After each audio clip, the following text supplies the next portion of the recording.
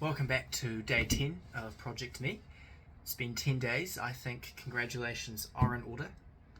And it's quite a feat actually, I think. So quite proud of myself, quite happy with sticking to something for 10 days. Albeit slightly inconsistently, but hey, 10 days is still a victory. And I'm just now looking at myself and I can't say I'm a fan of the outfit. And the haircut isn't doing justice either. Just look preppy. Not a fan. Yeah, might have to, well, for one, I need to start styling my hair. I need to actually buy some product and do something as opposed to just combing it back and letting it do whatever the hell it wants. And secondly, I'm not going to wear this outfit again, I think. Not a fan, but that's not why we're here. We're not here to just listen to me critique my own outfits. To hell with that. We are here though for the self-reflection of today. The self-reflection that comes with reading one of these chapters, and also gratitude at the end. So we'll keep it pretty quick. We're already a minute and 19 seconds in, and let's get right into it. So first off today, I'm just about to leave for the famous lecture that I talked about yesterday. Looking forward to that. Just why I'm dressed like this. I thought it would be a nice little outfit, but whatever. Also need a shave as well. Tomorrow. Anyways, yes, about to leave for that. Looking forward to that. Today's been a long day. Lots and lots of work. I decided not to go to one of my lectures today so that I could focus on working on that essay. I got quite a bit done. I've done about 2/3, I think, including references. Got that out of the way. The issue is the essay has 2,500 words. That's the limit, including references, and I'm at 2,180 something. And so you can see the problem there. I still have quite a bit left to go if I'm only about 2/3 of the way through. And the problem is, it's not like I don't write too much.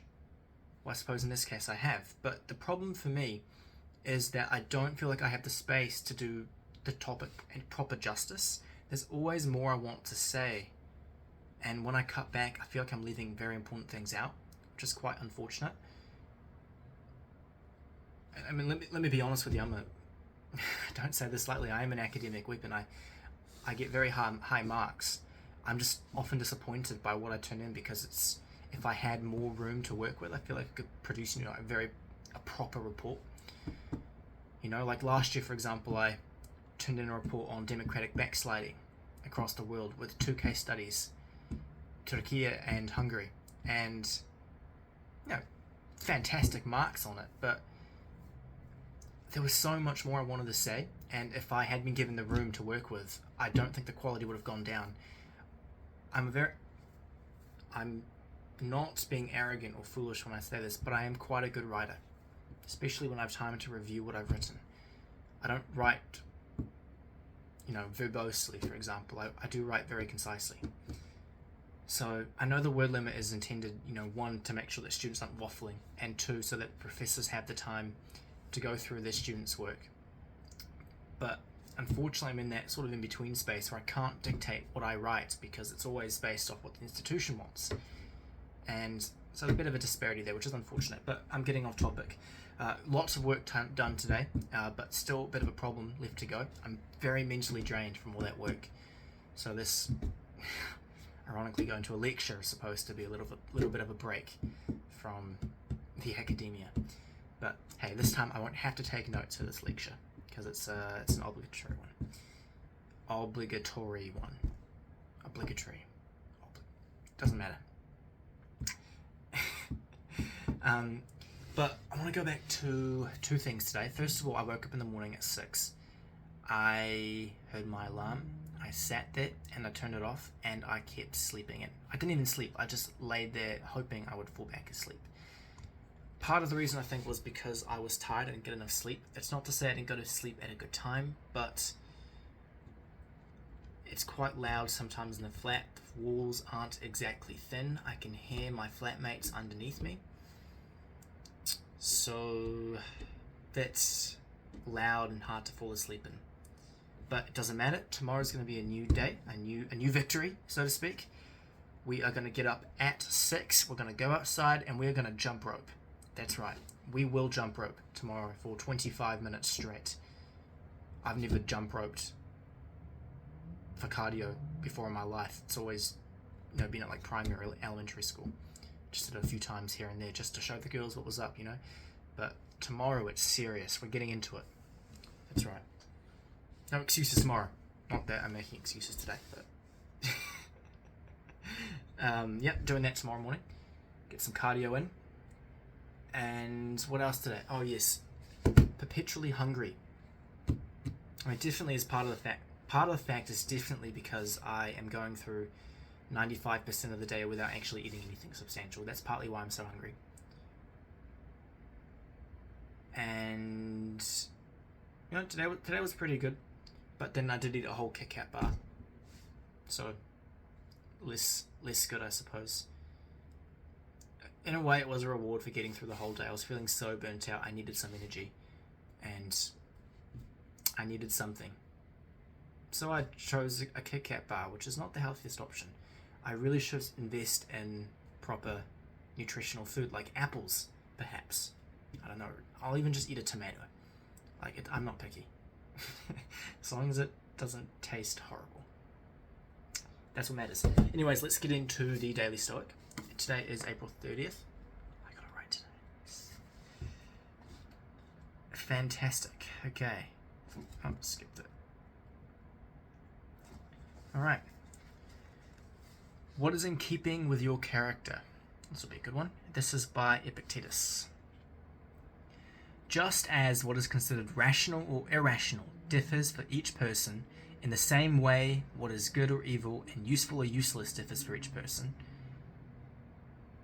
This is why we need education, so that we might learn how to adjust our preconceived notions of the rational and irrational in harmony with nature. In sorting this out, we don't simply rely on our estimate of the value of external things, but also apply the rule of what is in keeping with one's character. Okay. Let's see what Holiday has to say about this. I've got no comment on it. It is easy to get wrapped up in our own opinion of things. It's as if we're adhering to invisible scripts, following instructions or patterns we don't even understand. The more you question these scripts and the more you subject them to the rigorous test of your education, the more you'll be your own compass. You'll have convictions and thoughts that are your own and belong to no one else. Character is a powerful defense in a world that would love to be able to seduce you, buy you, tempt you, and change you. If you know what you believe and why you believe it, you'll avoid poisonous relationships, toxic jobs, fair weather friends, and any number of ills that afflict people who haven't thought through their deepest concerns. That's your education. That's why you do this work. Well, if that's not relevant to my situation, I don't know what is. What I'm getting from that is to rise above, these earthly and temporary temptations. Eating, in my case at the moment, or wanting to just sleep in. I need to have purpose. I need to have a reason. Right, so in my case, what I need to do, and maybe I'll have time this weekend to do it, is I need to sit down with a pen in my hand, paper in front of me, and I need to think. What drives me? What am I working towards? How am I going to get there? What do I need to do to get there? And I think only through finding my purpose can I overcome these temptations. I need a belief higher than myself. I need a reason greater than myself to avoid succumbing to these very temporary afflictions. So I think this weekend, if I sit down and I do that, then I think if I have a purpose in mind, something to work towards, knowing that I'm working towards it, then I think it'll be all the easier to rise above temptation and seduction and whatever else Holiday mentioned and everything else that plagues life. So yeah, I think it's a very good reflection actually. I have to make a note of that real quick. Just bear with me. sit down.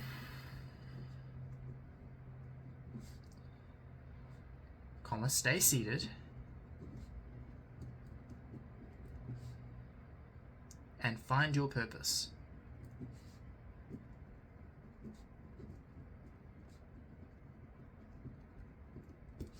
Alright, there we go. Brilliant. Now let's move on to gratitude. So first of all, actually, it's funny actually, yesterday night I had a friend message me. This is Rachel. That's the name I gave her last week. She messaged me about 6 days after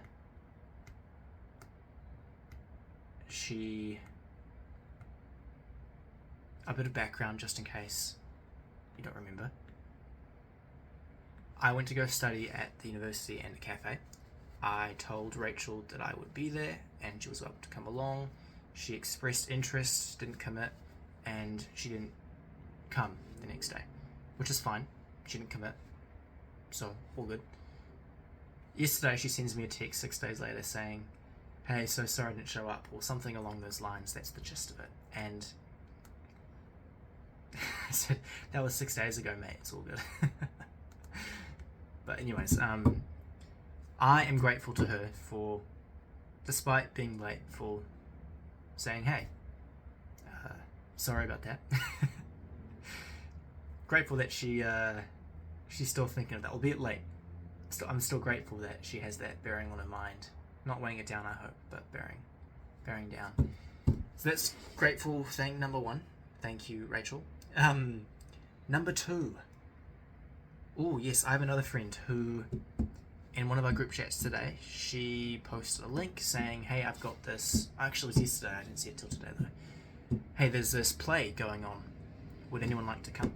And that play is a Broadway one. I think it began in 2012. It's based on an excerpt of Leo Tolstoy's famous novel, War and Peace, which I coincidentally love. So I can't wait to go see that play while it's here in where I live.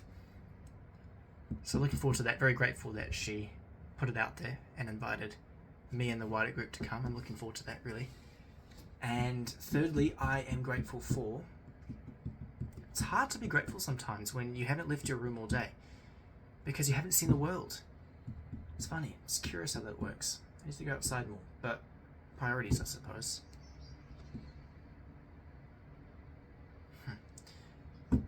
That's another thought. I'm not going to go into that. I don't want to delay the video too much longer. Third thing I'm grateful for is greenery, which is such an odd and ironic thing to say given I haven't left my room, like I said.